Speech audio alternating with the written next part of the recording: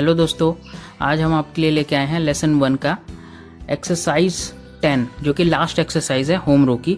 इसके बाद फिर हम दोनों की इसके ऊपर वाले अपर रो की और होम रो की कॉम्बिनेशन की इस्तेमाल करेंगे। फिर तो इस लास्ट लेसन में आपको टाइप करना है ALL ऑल, FLAS के फ्लास्क और HALF हाल्फ। आपको इन वर्ड्स की प्रैक्टिस करनी है।